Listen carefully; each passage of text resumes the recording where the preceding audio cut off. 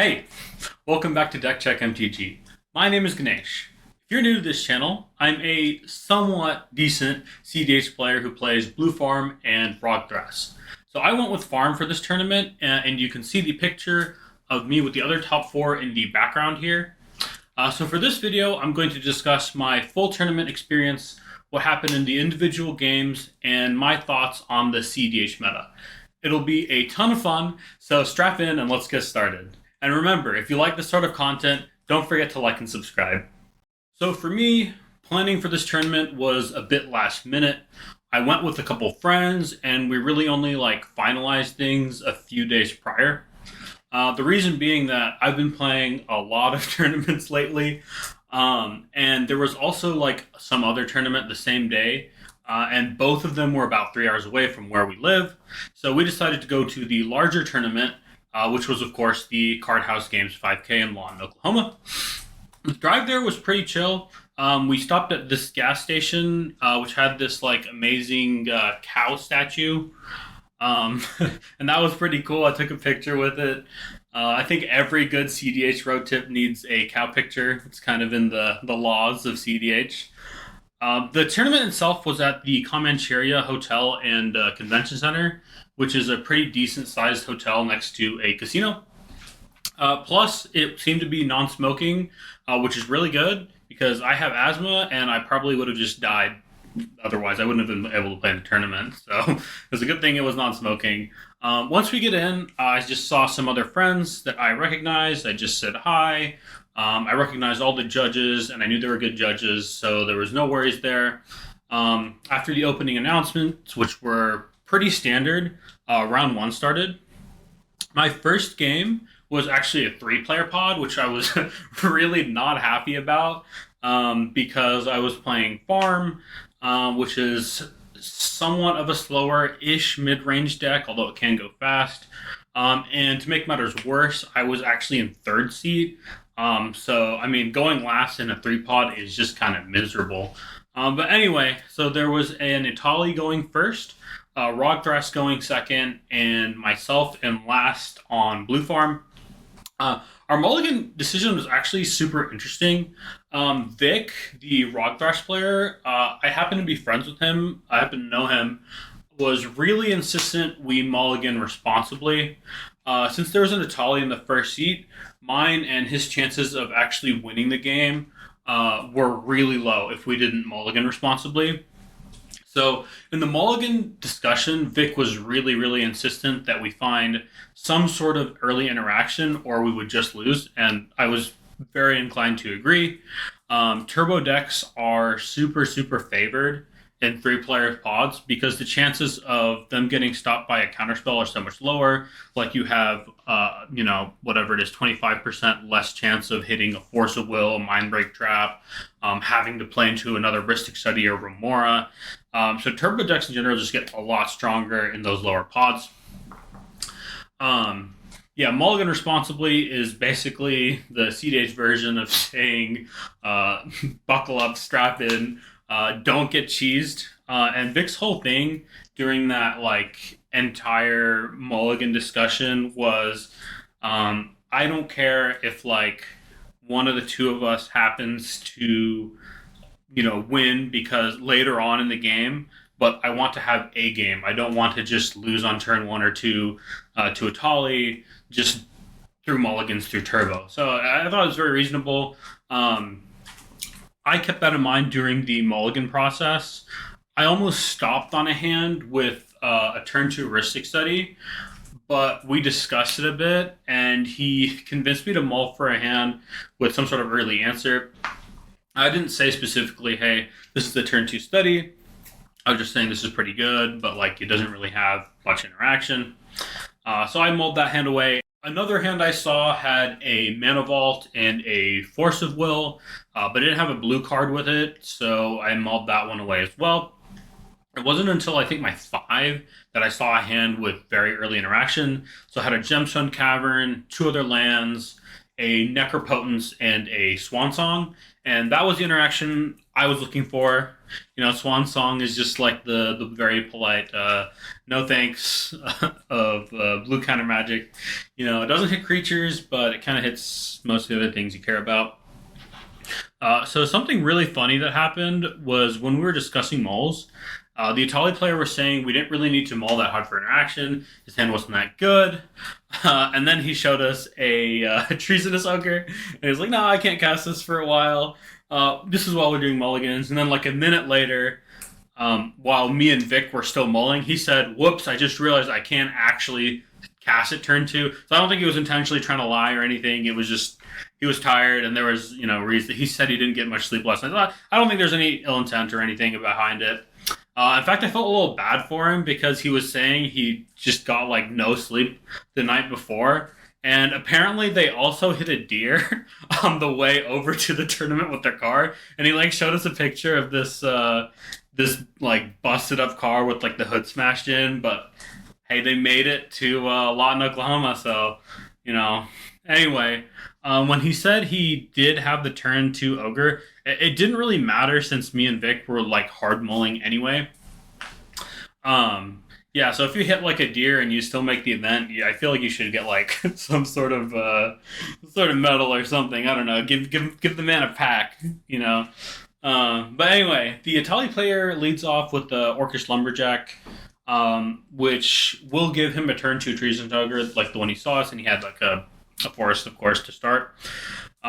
So that would give him a turn 2 Treason Ogre and a turn 2 Itali.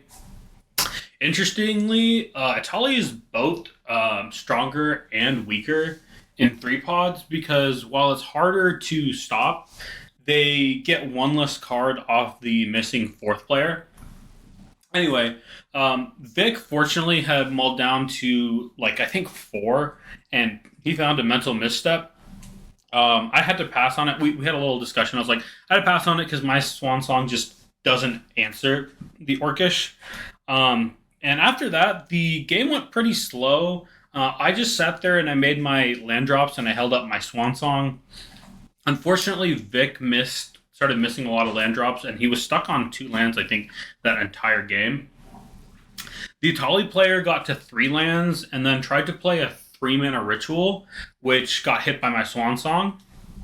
And after that, I played Timna, and the Timna draws drew me into a Silence and an LED. The Itali eventually got to 4 mana somehow with like some sort of ritual or something, and was able to cast a Treasonous Ogre into Itali.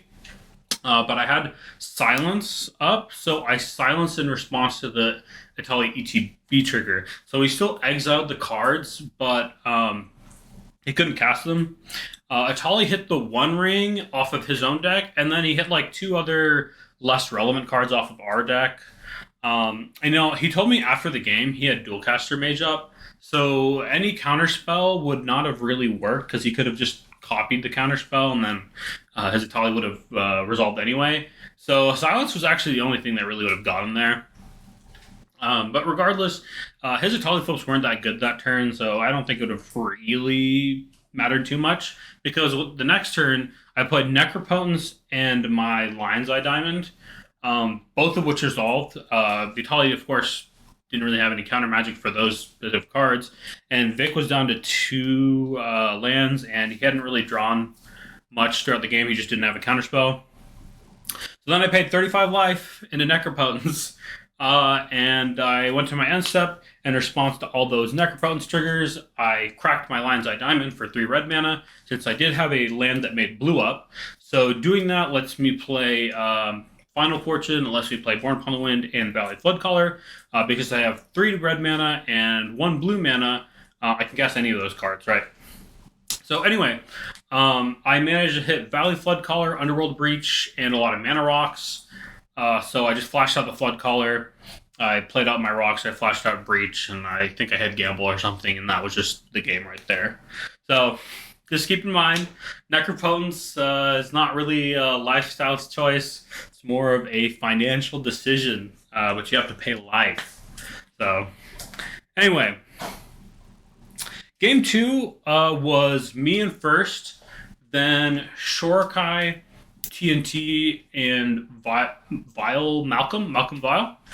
I took a really risky mulligan. I probably should not have kept this hand, but it did eventually work out. Regardless, I think I actually should have mulled this hand away. I made a mistake here. So my keep was like I had like Opposition Agent, Tainted Pact, Lotus Petal, Esper Sentinel, and like some other random stuff, a Mindbreak Trap. But it did not have a land, and that kind of hurt me in the game. Something to note here in this game is I rode with the Shorikai player to the tournament, but don't worry, he didn't do me like any favors at all in the game, as you'll see.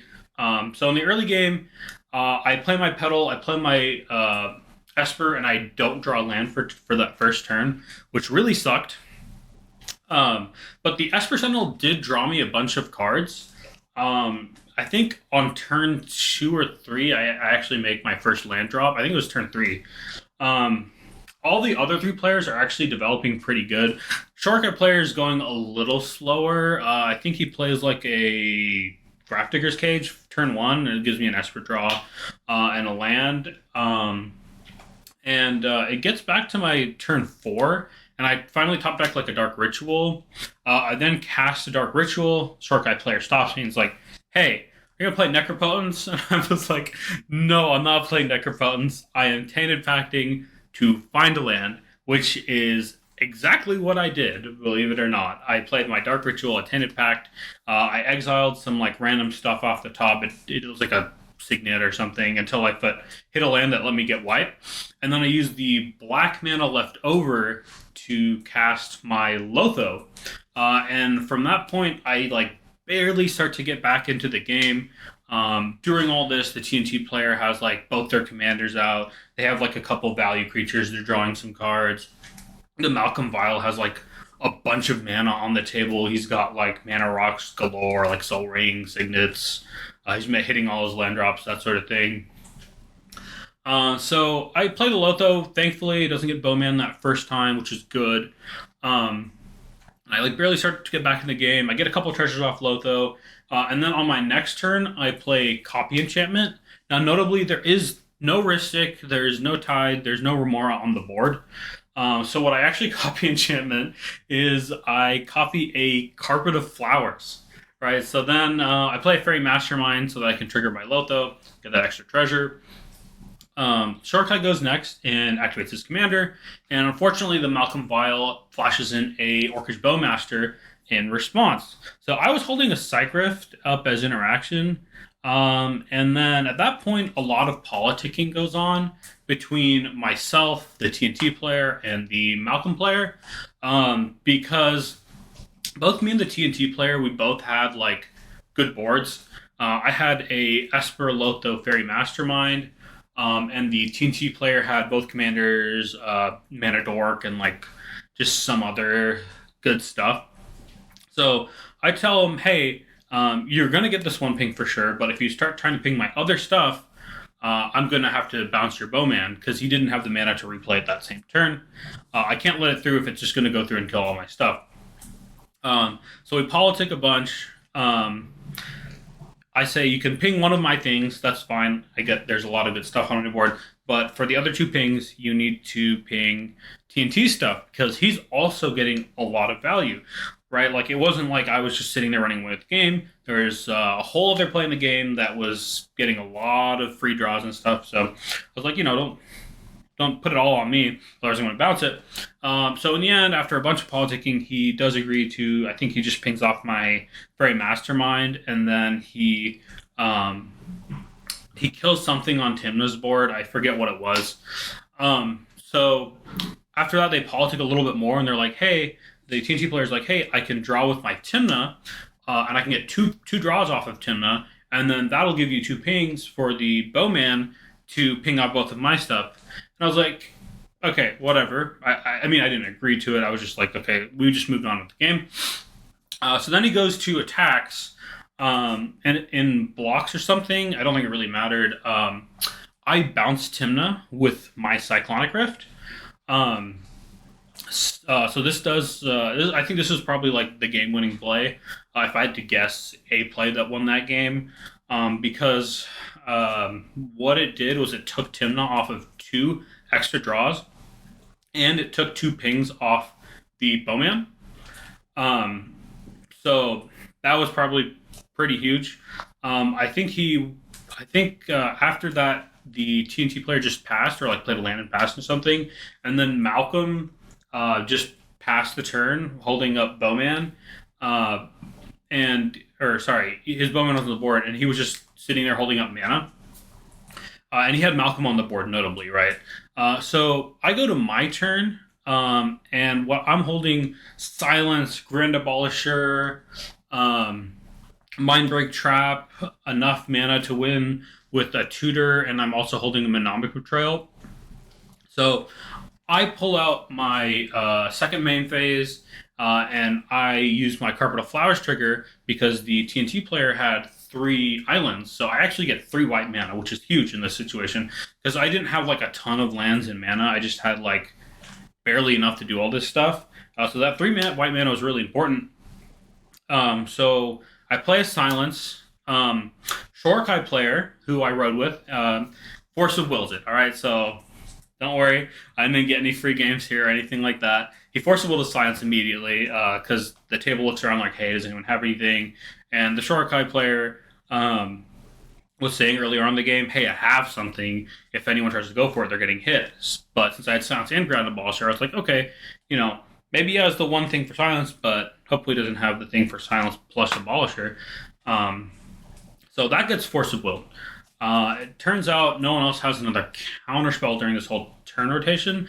So I play Grand Abolisher, but then in response, the Malcolm Vile player plays Valley Floodcaller. So he's trying to flash and win on top. And he has a bunch of mana and everything. So, if this result, he probably wins. But it resolves. We talk a little bit. The TNT player's like, hey, do you want to draw this game? And I'm like, no, I don't want to draw this game because I have a Mindbreak Drop in hand. It's just not on yet. So if this Malcolm Vile player really puts everything in and he taps out or whatever and he doesn't have a counterspell to back himself up, I just win. So there's no reason for me to take the draw here. And my thought process is even if we kind of get to this point where Malcolm Vile is putting win attempts on the stack and then I Mindbreak Trap, the TNT player can at that point ask for a draw anyway because they can decide the game with one counterspell regardless. So I was just going to try and play and see if the TNT player had anything because if he didn't, then I just win. If he does, then he just forces the draw anyway. So there's no reason for me not to try to win, right? Anyway, so he goes Valley Floodcaller. He beseeches the mirror, sacrificing something irrelevant. And he beseeches out, actually, one more thing I forgot. He plays Cycriff to bounce the Grafdigger's Cage, which was a little odd. We find out why he did that a little later. So he beseeches out for the Mayhem Devil, and then he casts the Mayhem Devil, and then he tries to play a Trickery Charm on that Mayhem Devil. And for those of y'all that don't know what it is, basically you can change it has some modes, but like what you're using it for in this deck is you're changing the creature type. So the way this works is if you have the Mayhem Devil and you change its type to be a pirate, every time you crack a treasure, it will get a ping. And then since it's a pirate, Malcolm will see that it's doing damage and it'll make you another treasure. And that just loop kind of goes infinite. So I recognized this and I was like, okay, I'm going to Mindbreak Trap the Trickery Charm. After that, the Grand Abolisher does actually resolve. I then make kind of like a small mistake here. I should have cracked my treasures before my GA resolved, because doing it after means the Mayhem Devil can ping off my GA.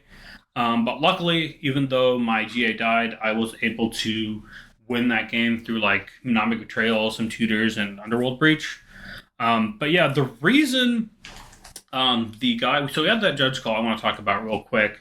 The guy bounced the Grafdigger's Cage because he didn't realize that when you cast a creature off Beseech the Mirror, it does not count as a creature like entering from your library.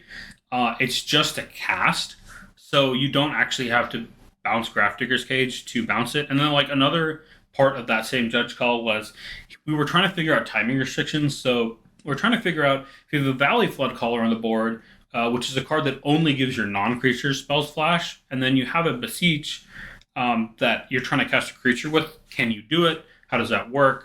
With the timing restrictions, like, are you allowed to? And the answer was yes, it does work like that.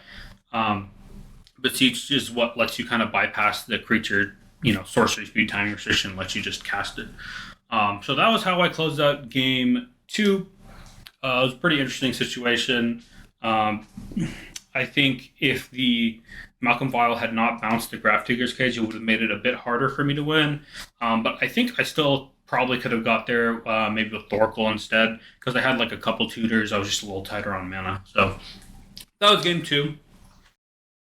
So game 3 was against Atali, 2 blue farms, and myself going 4th. The first farm has a bunch of mana rocks and a land into Mystic Remora. The second farm plays some land or some tutor or something or some rock, I don't remember. And then I play a Mox Diamond land into a Steel Enchantment. But I'm trying to steal the Mystic Remora, of course. But the first farm has a Force of Will for it, which is like an absolutely wild opener, like double mana rock, or I'm sorry, it was triple mana rock land Remora with Force of Will backup. We talked about it after the game, and he was saying like he had all those cards and Force of Will, but he didn't have a blue card. His draw for like the turn was some blue card. Anyway, we eventually get to a state where Atali has kind of done some stuff, but didn't flip anything relevant. The blue farm with the Mystic Remora, the player in second, has drawn like a bunch of cards off of it, but he showed me his hand later, and it was literally just a Mockingbird and a bunch of rituals and lands and rocks. So I didn't actually get anything, surprisingly, anything for like a win. So player 3 tutors, and he goes for an Oz. He asked me if I had anything. I said, hey, I only have 2 cards in hand, do what you're going to do. So then he plays Adnaz, which gets hit by my Swan Song. So we discussed a draw there. I was actually the one that started that discussion, because if I Swan Song it, then we, if I Swan Song it, then I'm still on a favored position. But if I don't Swan Song it, then he just wins because he has Adnaz. But then I was like, maybe I don't want to go for this draw because I had a Necropotence, and I think I had like 4 lands on the board.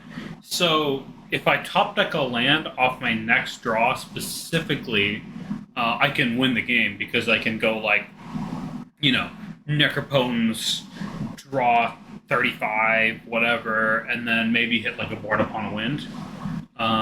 Or Ritual into Valley Flood Caller, or a Rite of Final Fortune, some sort of Necro enabler. But unfortunately, my next draw was not a land. It was, however, a Orim's Chant. So I pick it up, I show the table, I'm like, hey, you guys just want to draw? Because I'm just going to Orim's Chant the next player that tries to do anything. Or if they don't agree to the draw, then I won't Orim's Chant them, right? So we just draw there. So I don't know. I don't know what your thoughts are on the whole draw situation, what it's like in cEDH. Let me know in the comments what you think. And this tournament didn't seem like it was too much of a problem. That was my only draw in the entire tournament, and I don't think there was like an egregious amount of drawing in the other games. So yeah, just let me know your thoughts. I felt like it was a fine place to draw. It benefited everyone in the point structure, like in that game anyway, so it was fine. So game 4 was against Y'shtola, Wheeliod, Blue Farm, and myself in 4th, also on Blue Farm. So Y'shtola has a really strong opener with Esper Sentinel, I think a couple rocks, and then Bowman. I try to play a turn 2 Necropotence, which gets countered immediately by the Stola player with a Swan Song. Later on in the game, the Bowman gets cloned by Wheeliod, and the Stola player is put in check a little bit because his Esper and like Bowman starts getting pinged off.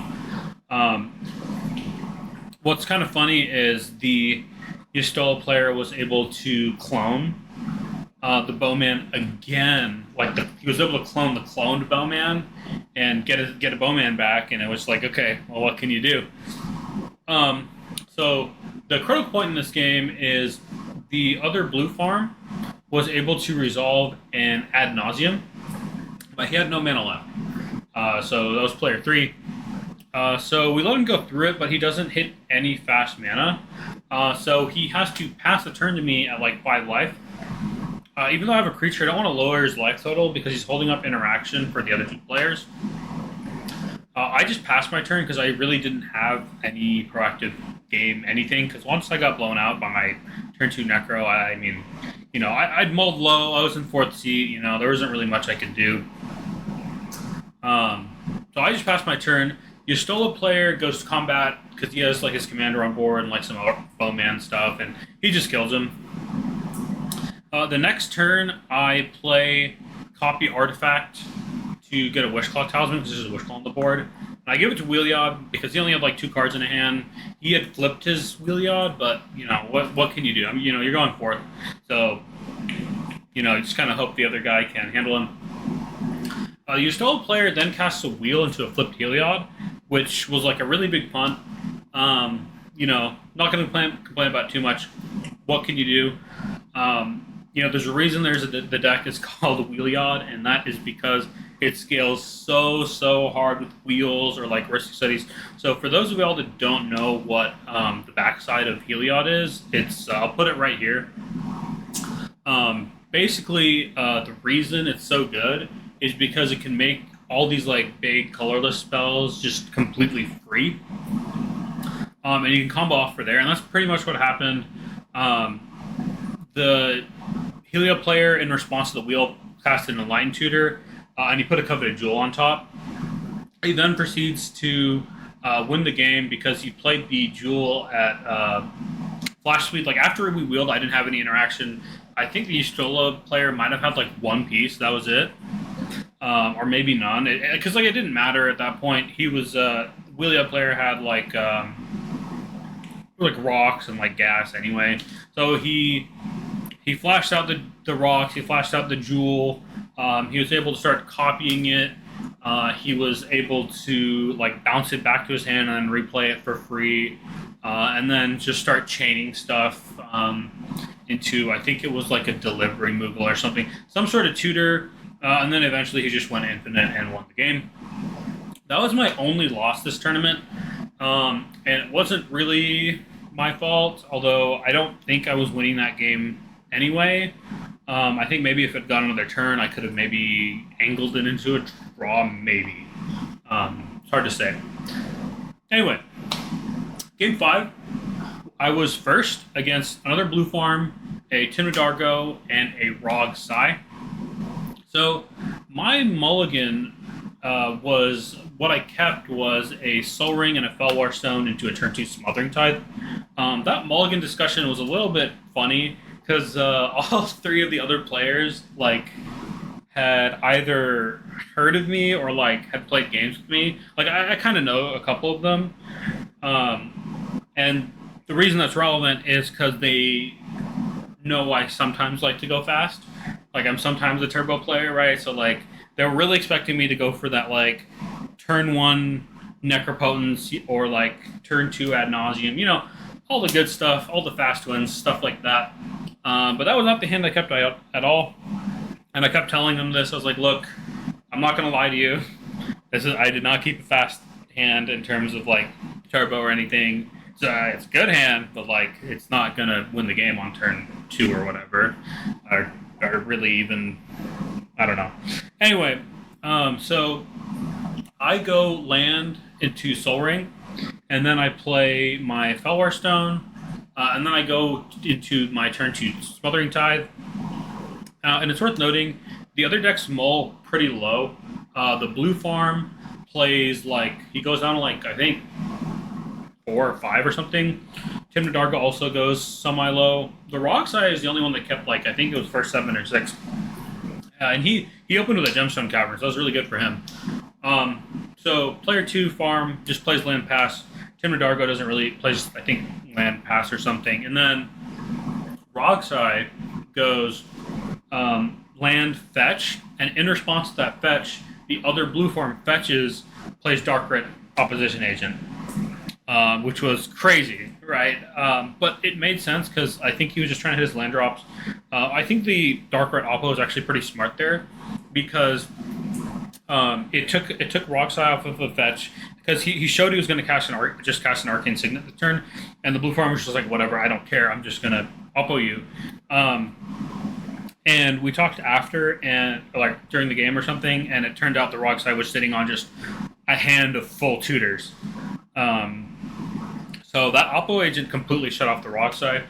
It was also smart in another sense that like if I try to go for an early win through like Demonic Tutor or something, which is what they seemed very set on the fact that I was going to present a win attempt early, even though I really wasn't. So that Oppo agent would also slow me down from going like, Diabolic into Demonic Tutor, Wishclaw into some sort of heat, right? So good Oppo from him. The next turn, I just play my Tithe, my Sylvain Tithe, and I pass the turn. I get 1 treasure off of it, and then the other farm bounces it with Chain of Vapor. So, Tim Nadargo plays Magda. Rogsai does nothing. I think he might have just played a land or something. I replay Tide, which then gets hit by a Swan Song from the second farm. Like before he counters it, he did it the right way. He did it the smart way. He was like, I cast a Tide, and he was like, he talked together a couple players like, hey, what are you guys doing on your turns? And then they like showed each other their hands or whatever, and we're like, hey, I don't have a win. And so then he Swan Songed it, which is the right thing to do. No problem with that. So it got countered. I just passed after that, and I don't know if it was that turn, but like at some point, the Tim Nadargo player has like Timna, Delny, Magda, and Impulsive Pilferer on the board. So he is actually really outvaluing everyone at the table. In fact, if it had gone like another turn, I probably would have lost just due to how much value he got off of those. So anyway, he passes with just like Impulsive Pilfer and like 1 black mana, 1 black and red land up. The Roxai just passes. I think he plays like a Mana Vault or something at some point, and he just has like 3 lands up.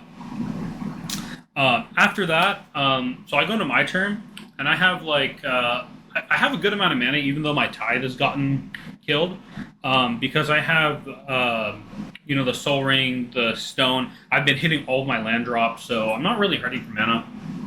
I did get 1 treasure off of that Smothering Tithe the entire game. That was it. Right, so anyway, I play my Grand Abolisher, and I had Thoracle combo in hand, so I had Thoracle plus Standard Pack plus Thoracle.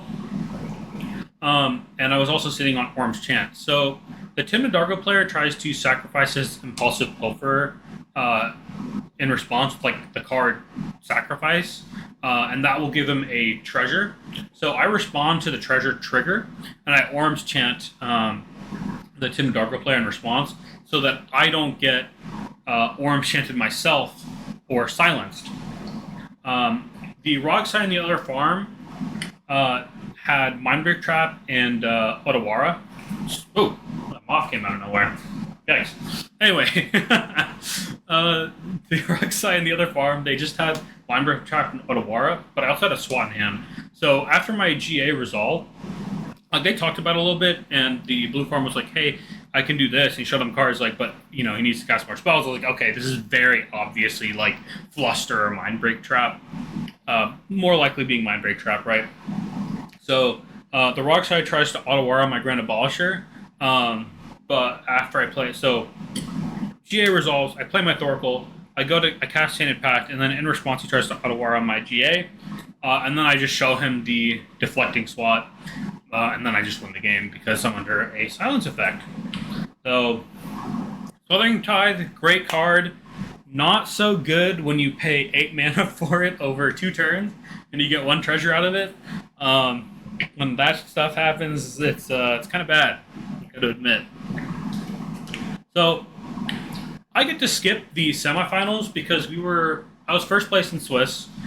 So my record was like, I think 4 wins or no, it was 3 wins, a loss, and a draw. So that was enough to get me first place. And it was a cut to top 10 instead of top 16. So the way that works, if you're not familiar, if you haven't played a top 10 before, is first and second just don't have to play in the semis. You just get a bye. And then the top 8 players actually have to play. Right. So anyway, for my finals game, I was going first against Wheeliod, Farm, and Itali. So my first hand has an Ancient Tomb into Arcane Signet, and another land and a Smothering Tithe, and as well as a Necropotence. So I look at this hand, and I'm like, great, keep first 7, right? Because this is a turn 2 Tithe into a Necropotence. I can't really ask for more. I guess maybe I could have mulliganed for a faster hand, but, that's not likely to go great, seeing as there were 2 other blue decks at the table. It's like, let's keep this a little bit of a slower, slightly more mid-range hand. It's not a turn 2 Necro. It's a turn 3 Necro, right? So, anyway, I play...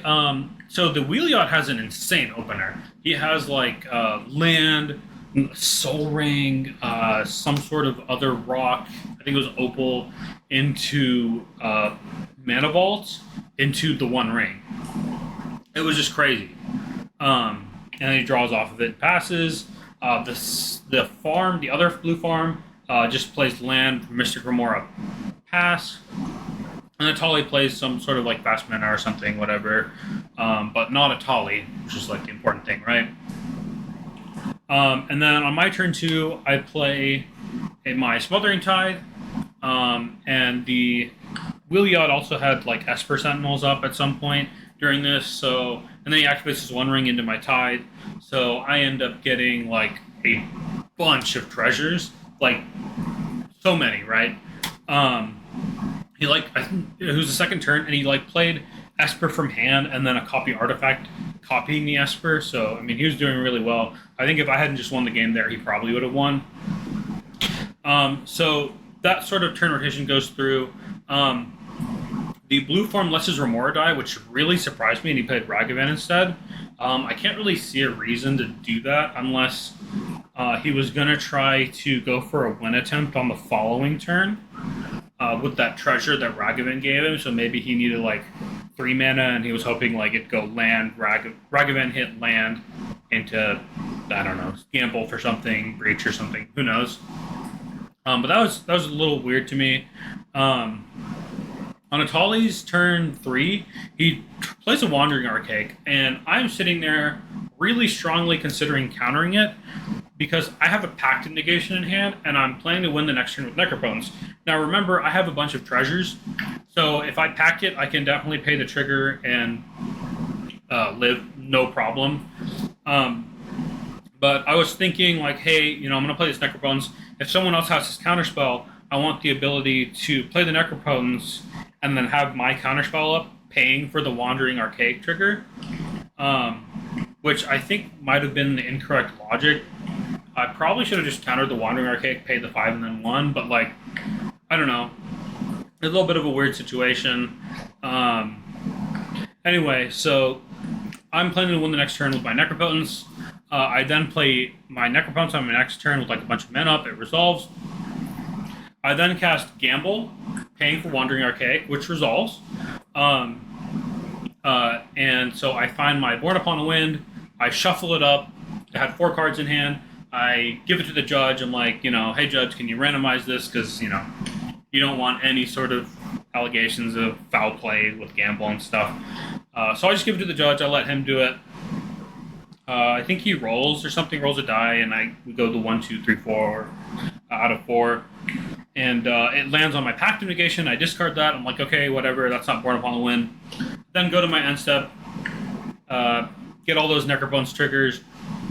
I cast my Born Upon a Wind, and I let the Atali copy it with the Wandering Archaic. I don't pay because I'm like, whatever.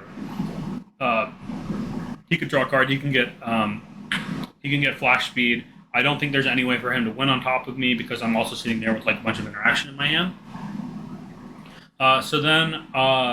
Before I play the Born, I should correct myself. I play Silence, and that gets hit by a Mindbreak Trap from the other blue farm player, and it gets copied by Wandering Archaic. So I'm like, okay, I just let that resolve. And then I play my Born, and it resolves. And then I had my Necro had given me a bunch of rituals and mana rocks. So then I win the game with Underworld Breach. So with Gamble, it's like a 50% chance to win the game, a 100% chance to have a really good moment. This is just kind of the way the card is.